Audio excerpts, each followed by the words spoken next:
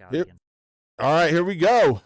Here we go, Mr. Katt Williams. Countless powerful Hollywood figures in a podcast with Shannon Sharp, and they are not happy. What makes Katt's expose so dangerous is that tens of millions of people around the world believe he is telling the truth. This man is speaking against the evils of this world. Thank you, Katt Williams. Thank you, Katt. This generation is hungry for the truth. Thank you, Katt, for speaking your truth. We absolutely believe you. They canceled me for talking about Harvey Weinstein before the thing came out, but he offered to suck my penis in front of all my people at my agency. Now, a lot of what Katt said in this...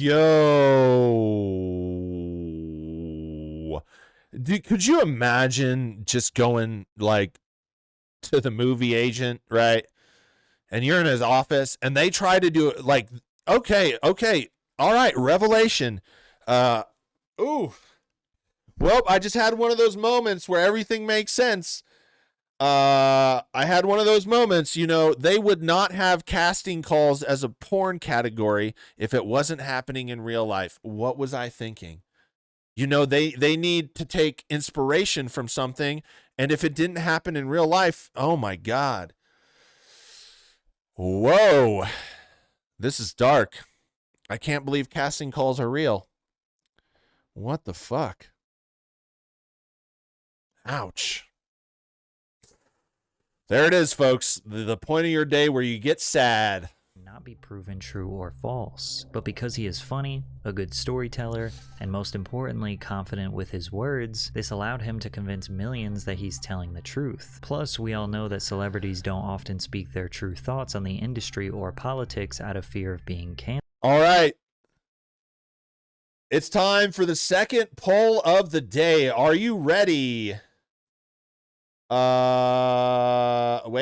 I messed that up. I messed that up. Okay, hold on. First poll of the day. Start a poll. Tom Hanks sucks. Yes or no? That is the poll question. Tom Hanks sucks. Yes or no? Let us know, people. Let us know what you think of Mr. Tom Hanky Poo.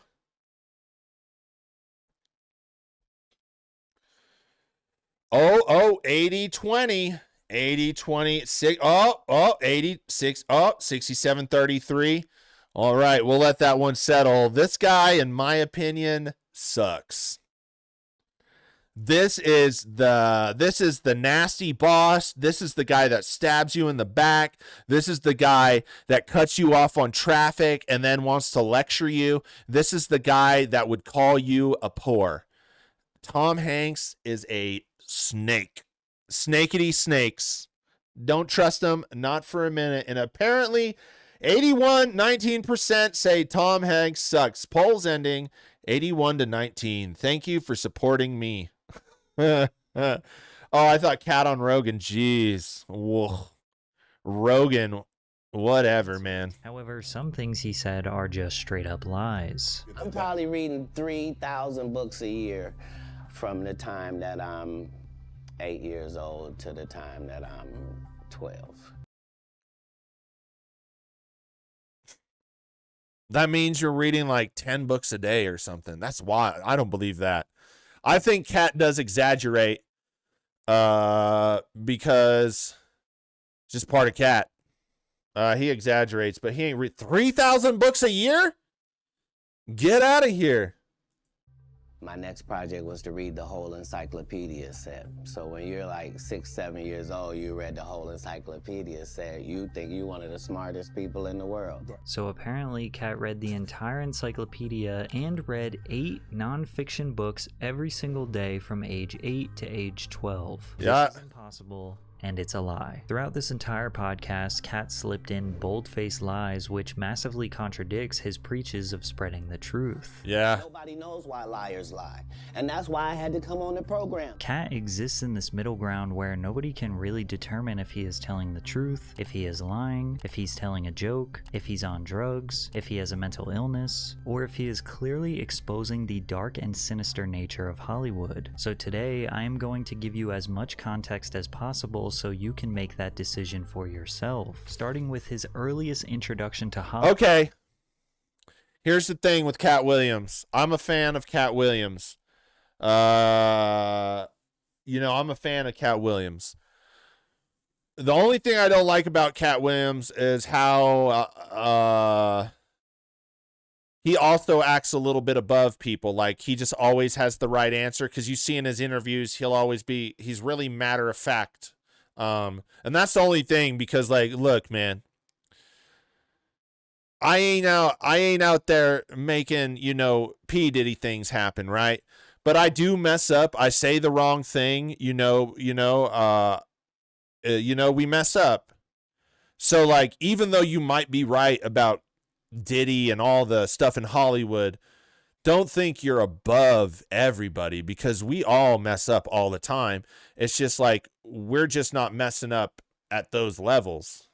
Now, that's just the only thing on Katt. It's like, come on, boy.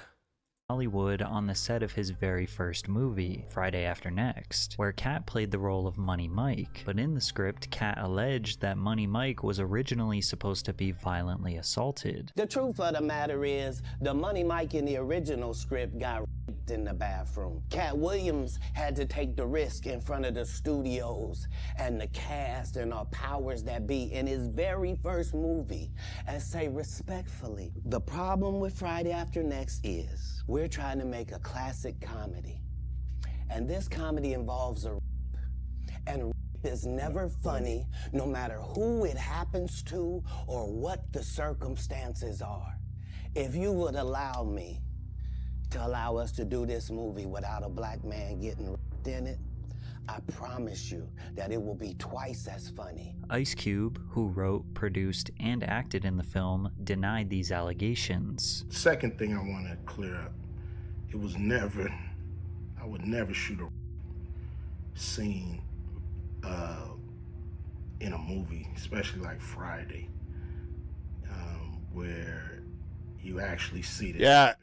Yeah, I make money off ads, but if you check out any of my I get money off ads, but I don't know how it works. It's just automatically set up somehow, movies, they not raunchy. But it's because Katt said things like this throughout his interview caused fans to cast doubt on anyone who denied his claims. These people are not powerful. Satan can't create anything. That includes blessings for his people. You know what the number one job of somebody that sold their soul in Hollywood is? What? Is to act like it didn't happen.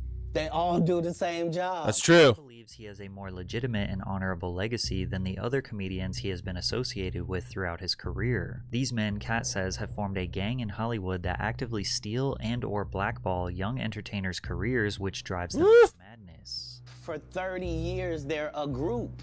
These aren't three random guys.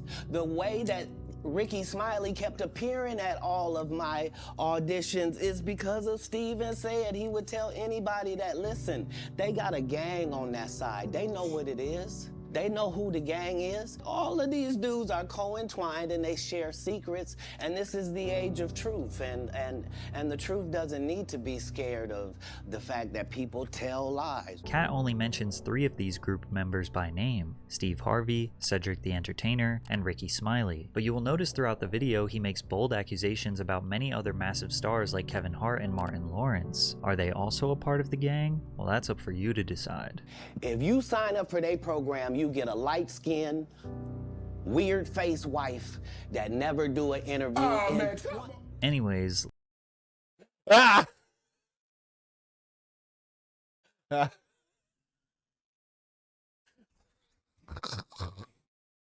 Yo, that was savage. Oh my gosh. Oh my gosh. Woo! Lord. Katt is just slinging. Yo. And then, Shannon Sharp is like, come on, there you go. You can't say that, man. Don't say that, man. let's start with Katt's claims that Cedric the Entertainer and Steve Harvey stole his material. But first, I'm going to steal your attention for just a minute to tell you about today's... Wait, hold up, though. What was up with Bernie Mac? What was up with Bernie Mac? Oh, goddamn, boy, you gonna go? What's up with Bernie Mac, man? But maybe why did Bernie Mac die? I don't even remember why he died. I think it was 2008, though. I liked Bernie Mac. I hope Bernie wasn't that. Why did they have to put Bernie Mac in that picture? I'm not ready. I'm not ready to go down a Bernie rabbit hole. I'm not ready for it. Sponsor. Oh, we got to watch these ads. It's out of respect. You know, we're watching this film, so just, you know, deal with it. Have you ever Googled your name and seen yourself on one of those strange sites that has way too much information about you? It feels pretty weird. I'd really rather that kind of stuff not available to anyone who's looking for it. Data brokers are making tons of money selling our information to robocallers and spammers. That's why I'm excited to tell you about today's sponsor, Aura. Aura can find the data brokers that are sharing your information. These brokers are legally required to remove your info if you ask them to. However, they make it very difficult to do so. That's where Aura comes in and submits opt-out requests for you. You can see how many data brokers are selling your information and have Aura start opting you out by trying for 2 weeks using my link, aura.com/PatrickCC. AT&T revealed that over 72 million customer records were released on the dark web. They recommend those affected use strong passwords, monitor account activity, and consider credit freezes or fraud alerts from credit bureaus. Well, Aura does all this for you, and best of all, it's all in one app. If my info was compromised in the AT&T data breach, I wouldn't worry, because I know Aura would be protecting me. Let Aura protect your information and keep you safe online. You can let people continue to exploit you and profit off your private information, or you can go to aura.com/PatrickCC and start your 2-week free trial. Link is in the description. Thanks, Aura. Katt claims that both Steve Harvey and Cedric the Entertainer have stolen jokes from him. Cedric did it first on the original Kings of Comedy tour in 2000, which at the time was the highest grossing comedy tour in history. Steve Harvey, Cedric the Entertainer, and Bernie Mac playing sold-out arenas from coast to coast. The tour grossed over $18 million in its first year. In 1999, both Seagram Americas and HBO sponsored the tour. DL Hewley was added and the 2-year gross exceeded $37 million. And at the exact same time of this tour, Katt was just starting to make a name for himself in Hollywood. He thought that I was just a no-name comedian and that he could take this joke and nobody would know. Right. The issue was that I had already done this particular joke on BET's Comic View twice. This is the joke that Katt is referring to, which was originally performed in Yikes! on BET's Comic View program. You could have had your car radio up so loud that you couldn't hear the damn thing when it cut off. It looked like this. You flossing in a 6-shift convertible.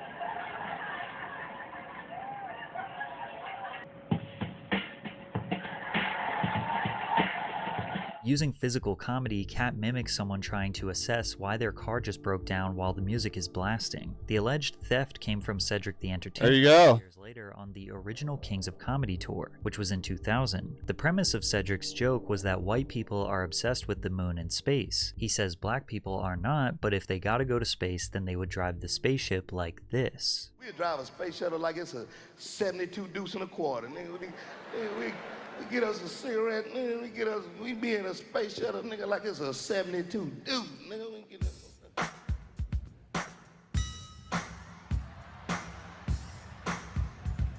Now, when you consider the music cue, which is not very common in stand-up comedy, that already looks suspicious. Then the side-by-side comparison indicates Cedric makes very similar physical movements that Katt did. Cedric says he did not steal the joke, and that if Katt was so upset about it, he had 30 opportunities to speak up. Can't say you stole one of his jokes. Yeah, like, I mean, it was ridiculous. You know what I mean? It was like the idea of the joke that he was even talking about don't even match up with no timeline. So for me, it was one of those things like... Did you have a conversation? Did you guys sell it? Did you have a conversation with Katt? I've seen this guy 30 times. Like, dog, if you literally was that upset about it, like, dog, just why step to him and say, hey, yeah, hey, why didn't you say nothing? Like, that don't even make sense. But Katt says that Cedric apologized about stealing the joke years ago, and is now lying to the public that he never stole it in the first place. It's crazy. The joke stealing thing, man, when you start looking in the world of comedy, like joke stealing is like the ultimate sin. I get it, right? But like also like everything's stolen. I mean, I get it. Like I know we're gonna cause a whole kerfuffle now because I didn't respect the joke stealing sin. Who cares? It's so trivial to me. If you're a good joke writer and someone steals your joke, like it's kind of like flawless. I know there's money, but if you're a good joke writer, you'll just write another joke. People are always going to steal from you. Have you ever had your car broken into? Yeah. That's because people fucking steal. It's just like, who cares, man? It's not it. Who cares? I just don't care. Dude, you're stealing your style, the way you develop your style, the path that you get there.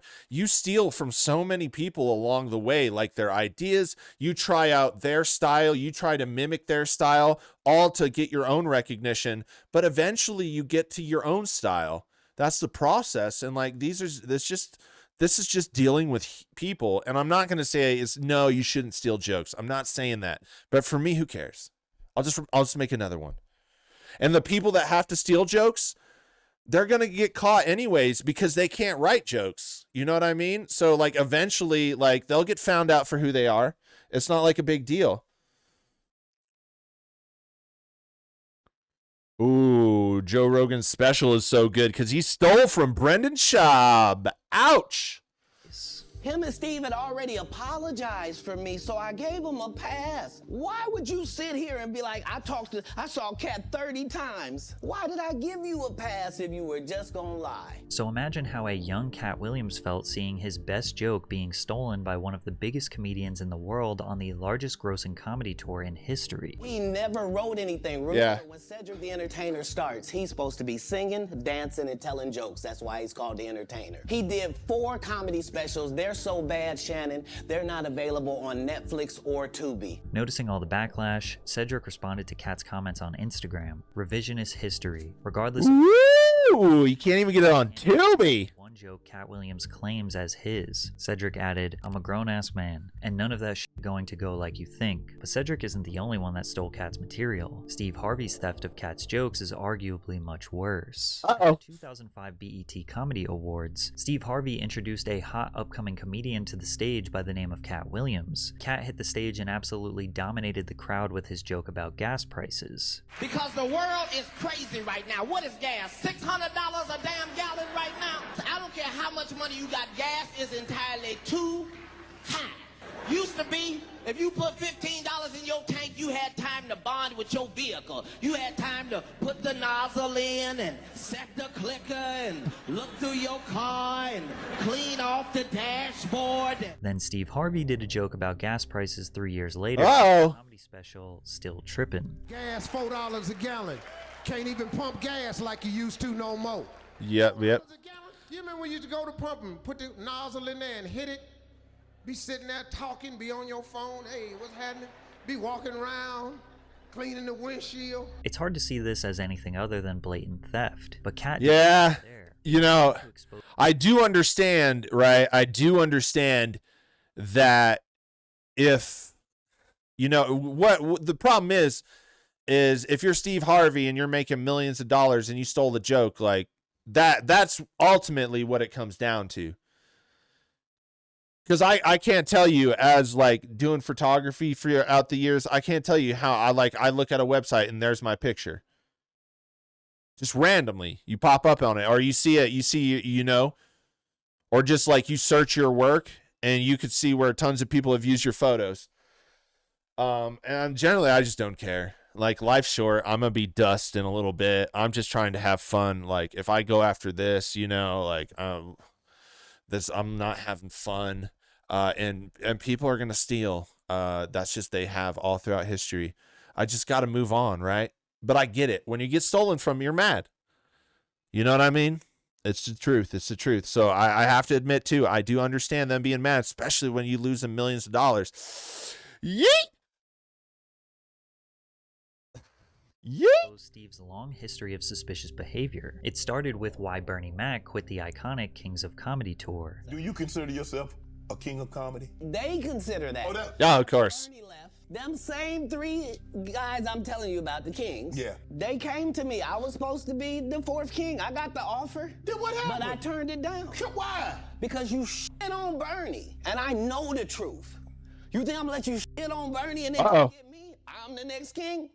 you. Now, there has been an infamous beef between Steve Harvey and the Hell late yeah. All right. that fans have known about for years. There were often arguments between the four comedians of who should be the closer or finale of the tour. Bernie. Since Bernie was a much funnier comedian, Steve would get booed by the crowd when he performed after Bernie. Why? Because the whole time Bernie was here, you was acting like you was funnier than him. The reason you was supposed to go last is because it was your tour. Tell the truth. It was Steve's tour. Not it was going to be called the Kings of Comedy. It was Steve's tour. These are the guys opening for him. Of course you got to close if it's your tour. Harvey eventually just ended up being the host of the tour and not performing a full stand-up routine because he just couldn't make the audience laugh as hard as Bernie. DL Yo! on the tour even said that Steve never thought Bernie would become successful, and when he started getting more opportunities, he became jealous. All right. I am happy. I am happy that Bernie stood his ground. Let's give it up. All right, guys. It's the part of the show where you got to light one up for Bernie. One for the homies. One for the homies.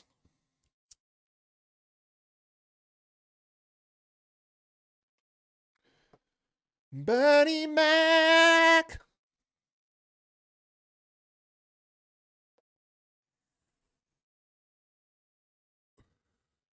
There we go. Bernie. All right. I didn't want Bernie to be bad. I was just like, no, please don't. Not Bernie. Please, not Bernie. Feel that the beef between Bernie Mac and Steve Harvey was because Steve Harvey was getting a lot of network love during the time and Bernie Mac not so much? Yeah, and then Bernie started to get it. So yeah, I think that, Steve at one point was, uber successful, and then Bernie started to, because he didn't ever think he would get the opportunity he got. But once he did, America loved him, like we all kind of knew they would. And he decided to go a different way. Eventually, Bernie got sick of Steve hating, realized his worth, and exited the tour, which ended up forcing all four guys to split up. We split up. You wish you would have stayed, kept it together, could have kept it together a couple of... We tried everything. We tried everything. Dudes felt like they was movie stars. I never saw movie stars. Steve basically claims that Bernie went Hollywood and acted too good for the guys, and Katt didn't like that. Imagine him coming to tell you another story where he got so big and it was Bernie and them's fault because they wanted to be movie stars. What? You called Ocean 11 to get that nigga's part. What you want to be a movie star? Allegedly, Steve even called the producers for the heist comedy film Ocean's 11 to steal the role of Frank Catton from Bernie Mac. Ocean's 11 featured a star-studded cast, including George Clooney, Matt Damon, Brad Pitt, Julia Roberts, and Casey Affleck, among others. The film became a huge critical and commercial success. It did. Over $450 million at the worldwide box office. Having a substantial role in a film 18 grams a week? That's a lot. Not that much. Bernie Mac's career. An infamous GQ article from 2003 released when Bernie Mac himself claimed that Steve was jealous of him from the very beginning. Overall, Katt is obviously upset about Steve stealing material, but ironically, he was more upset that Y'all are smokers. and claimed that Bernie went Hollywood on the Kings of Comedy, when in reality, Steve was so jealous of his success that Bernie couldn't take it anymore and quit. And now that he gone, you gonna act like he wanted to be a movie star. You stop it. You stop it. That man was funnier than all of y'all, and y'all thought y'all had one over on him. The king is the funniest. Period. Every time. And that's why no audience member was ever swayed. No, sir. No matter where Bernie went. You think didn't. if Bernie went first, he wasn't the king? Get out of here. But Katt Williams and Steve Harvey's beef did not stop there. A few years later, in 2008, a show promoter booked Steve Harvey and Katt Williams to co-headline a New Year's Eve stadium show in Detroit. Katt entered his villain arc and challenged Steve to a comedy battle on the Jamie Foxx radio show, to which Steve accepted. You have been the king of comedy as long as we've had one. The second that you get off stage, I need you to understand that that's your final time as the king of comedy. I hope you got a team of writers. You're going to need about 6 or 7 of them. You can bring The Nation. You can bring Rashawn McDonald. You can bring everybody who listens to your radio show. They going to see the truth. And its name is Katt Williams. What was supposed to be just a comedy Yo, dude. Oh, man. Katt, that was a moment. Yo, you don't let anyone tell you how to live? I love just watching psychos tucker themselves out like toddlers trying to tell me anything. Ooh, me in the chat, slinging the fire at you. There it is. Comedy show is now some sort of 1v1 battle dubbed the Championship of Comedy, and Steve responded with this. I'm not saying he's in trouble, but I'm saying this right here, Jamie. A dog don't bark at parked cars. Basically, Steve's analogy was that he shouldn't respond to Katt Williams because he is too famous and successful. So on New Year's Eve, Steve got on the stage and never addressed or made fun of Katt. That was a big mistake. Please give it up for Steve Harvey one time. Give it up for Steve Harvey. He's an excellent comedian, but he don't want no parts of this in any way, shape, form, or fashion. I don't know why he came out here with all this money y'all spent on them motherfucking tickets and talked about a lady in the audience for 15 goddamn minutes. That nigga should have talked about me the way I've been to talk about his bitch man. He tried to copy off me and bring that ugly ass, sparkly ass tie out. A regular black suit like he was going to a funeral. Yours, nigga, yours. Nigga think he the shit because he was the shit in 1968. Nigga, I'm the shit this evening. Let's fast forward it to when this disrespectful nigga did something called the original Kings of Comedy. Oh. You gonna be the original King of Comedy, nigga. Did it start with you, you disrespectful son of a Richard Pryor, not Bill Cosby, Steve Harvey is the original King of Comedy. You's a goddamn liar. And if you listen to his show, you know that nigga's a liar straight up and down. I gotta start off January 1st trying to find his hairpiece and his career, because I come to put that motherfucker on the ground. Katt asked Steve. Dude. Oh, I did not know about that. This is crazy. Katt doesn't do stand-up comedy. He does sermons. Woo.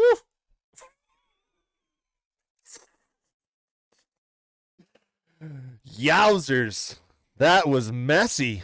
Steve Harvey, oh, he ran home crying. He claims this was the end of Harvey's career. Steve told you that he stopped doing stand-up because he had 7 TV shows. The only problem is when he stopped stand-up, he didn't have those 7 TV shows. He stopped stand-up because he got in a comedy battle called the Championship of Stand-Up Comedy with one Katt Williams in Detroit in front of 10,000 people and lost because Katt Williams said he was actually bald and that was a wig.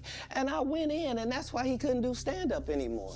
Now, Katt isn't very accurate here. Steve had multiple successful arena comedy tours after the championship battle, and Steve was already bald by 2008, so Katt didn't really expose him for having fake hair. But is it a coincidence that almost immediately after Katt got on that stage and exposed his biggest hater in the industry, he started his crazy downward spiral? In November of 2008, Williams missed an appearance on Conan O'Brien and was later arrested that evening when officers found 3 handguns in his car while exiting rapper Jim Jones' studio in New York. That same month, he checked into the Mount Vernon Inn in Sumter, South Carolina. Shortly after checking in, employees reportedly found Williams stumbling around wearing just a bathrobe and a towel wrapped around his head. When police arrived, Williams asked them for directions to the nearest hospital. There, his family convinced him to seek psychiatric help, to which he was eventually hospitalized. He just said that he doesn't trust anyone anymore, that everyone has turned against him. He wasn't really coherent. Pretty much after this, Katt wasn't seen again until 2011. No stand-up performances, no movies. The only time he was talked about was when he was arrested. In November of 2010, authorities arrested Katt in Coweta County, Georgia, after he allegedly stole $3,500.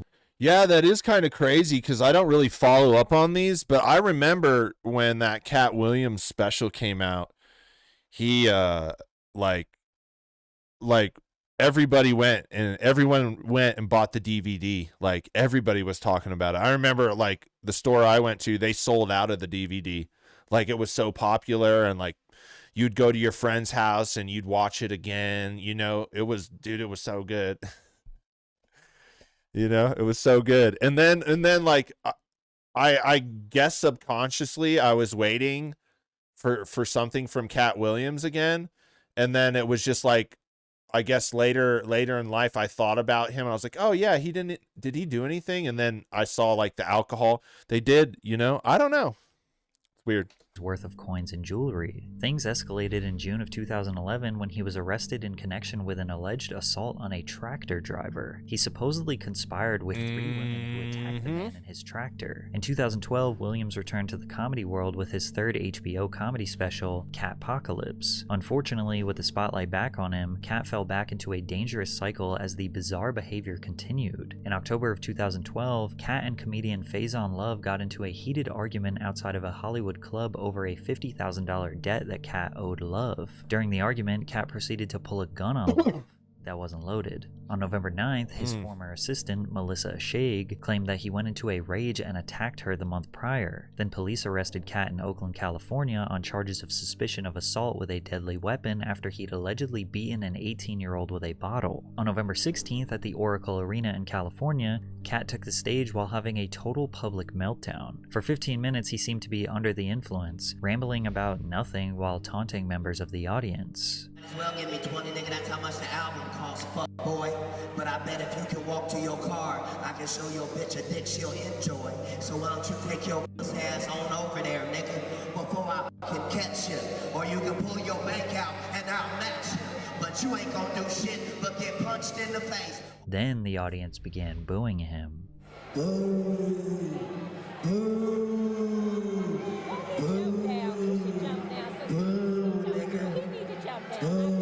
Look at all the broke people. Boo. Ah! Your breath smells like top ramen. Get the fuck out of here, nigga. Ah! I mean, it's just okay. Who cares, dude? I love when comedians lose it on the crowd. That's the why are we mad about this?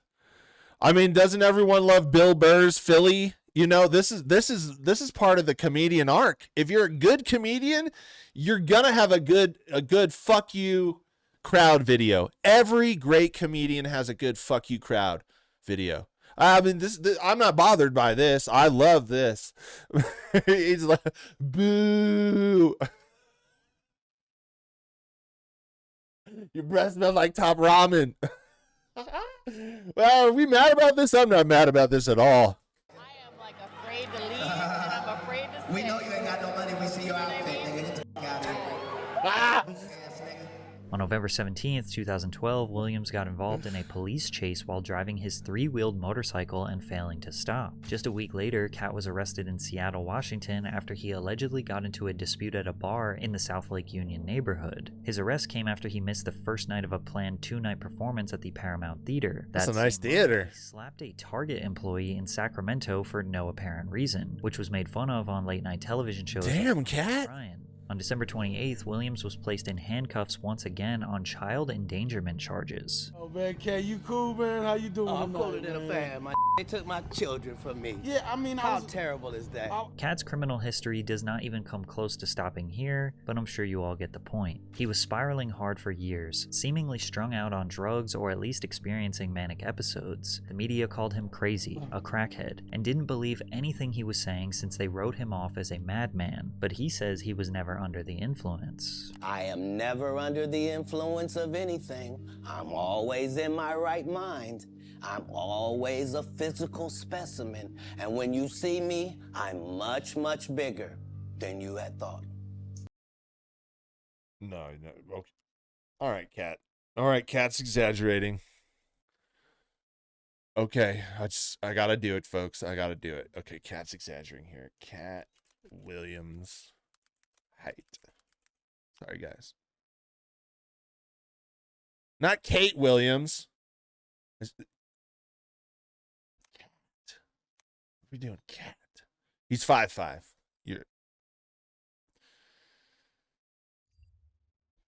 You're not much bigger than we would have. You're exactly the size that we would think you are. Okay. And also, Katt, there's kind of some video footage disproving that you were always in your right mind. I don't know. It's just happened. He has mistakes too, right? You know, it is what it is. It is what it is, Katt. I have far less play in me. Oh, muscle-wise.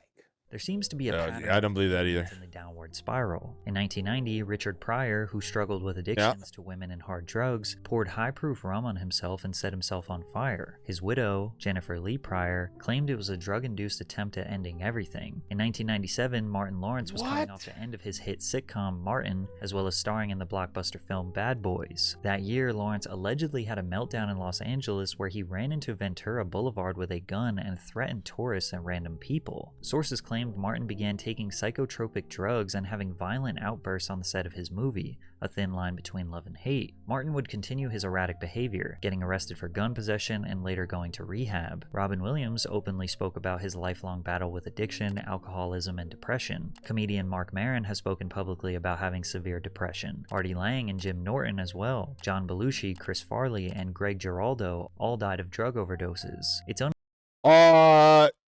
well, as strange as it may be to like find this out, I mean, this is like every human.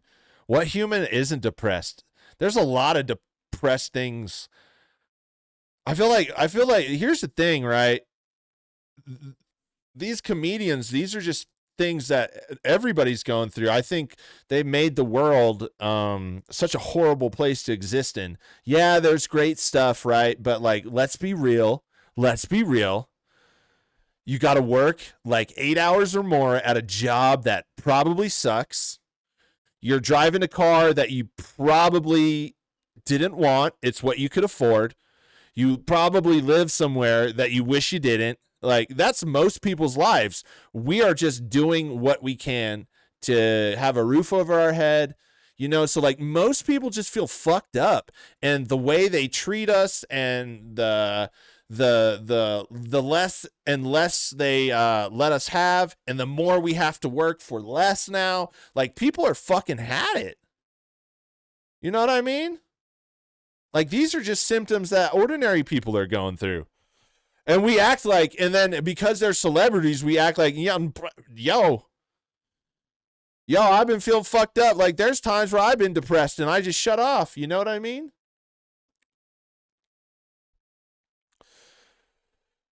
You know, I think like sometimes we hold these celebrities to account for things that are just human. A lot of this is just human.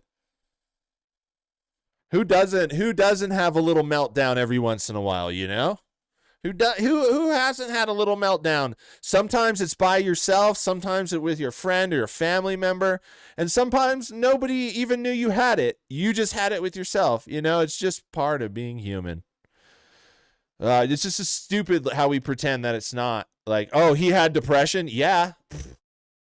Are you alive? You know? Are you alive?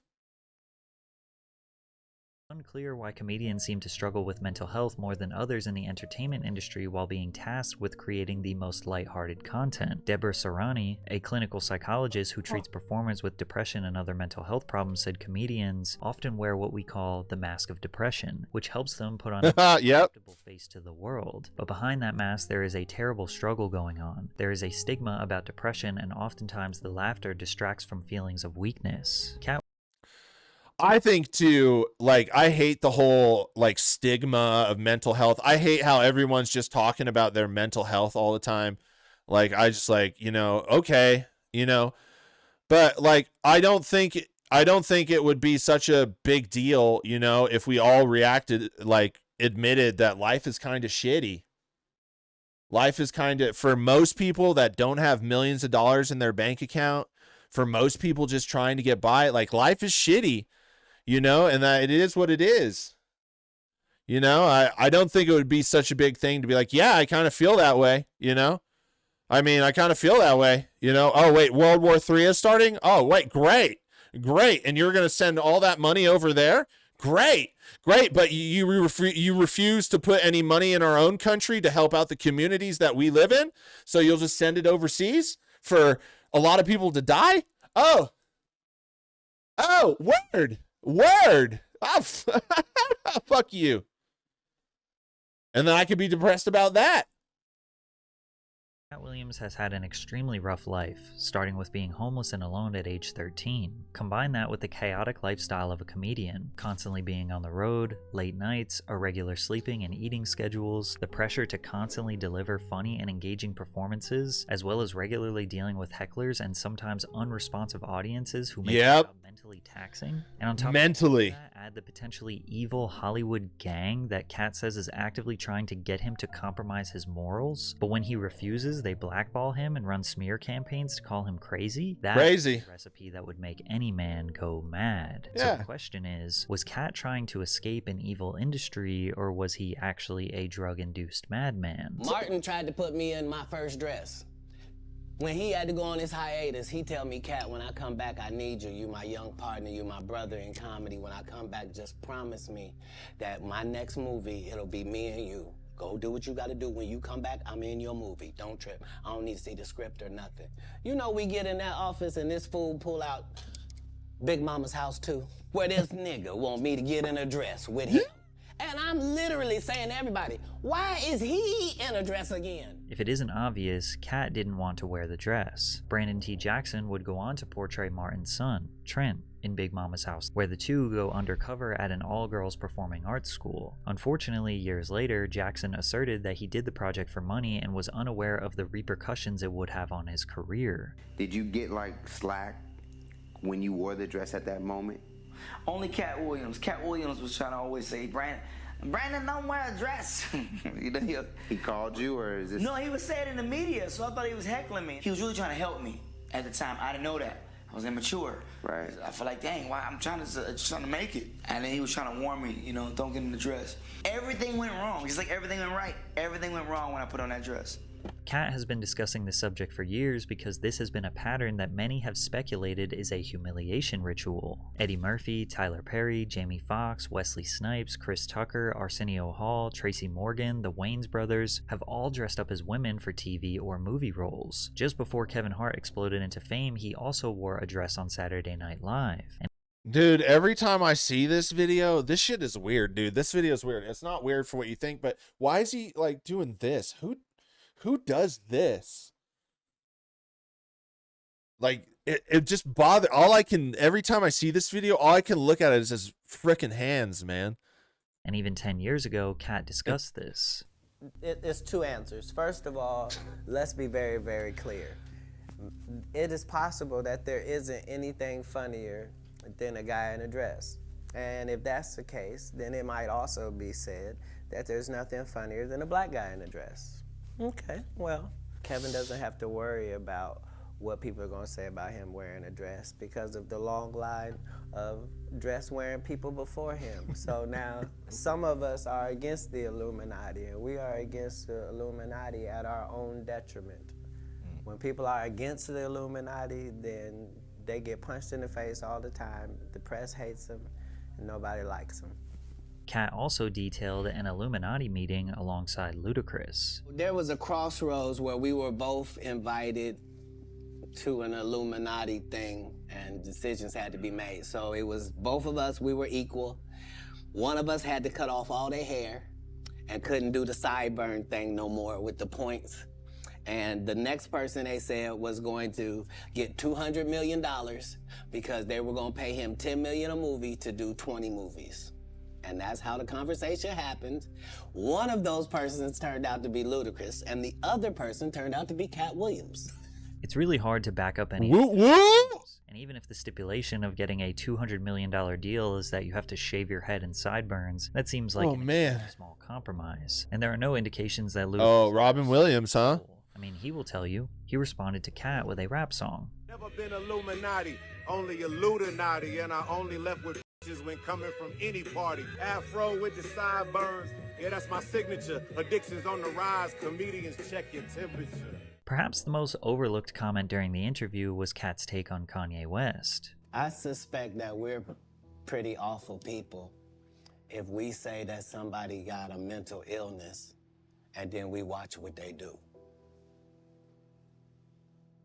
If you say somebody got special needs, then why would you... Oh, I remember this. Holding them accountable. Yeah, I remember that. Everybody else. The question of whether someone's actions should be judged differently due to mental illness is complex and multifaceted, and opinions True vary depending dat. on cultural, ethical, and legal perspectives. Mental illness can significantly impact an individual's ability to understand the consequences of their actions, to make rational decisions, or to control their behavior. Katt is not excusing Kanye's behavior, and he definitely says he doesn't agree with what he says, but he's just questioning why people are surprised, as his whole career he gave obvious signs, such as claiming that he was a god, and he was praised and uplifted for his outlandish behavior. Now, Katt has never publicly disclosed any sort of manic or psychiatric problems, but look at how much the world judged him when he was crazy 10 years ago, versus now he is saying the exact same things he was saying while he was crazy, but today he is more calm, coherent, and of course, entertaining. Now they are quoting his words as prophetic statements of a wise old genius. Funny how things change.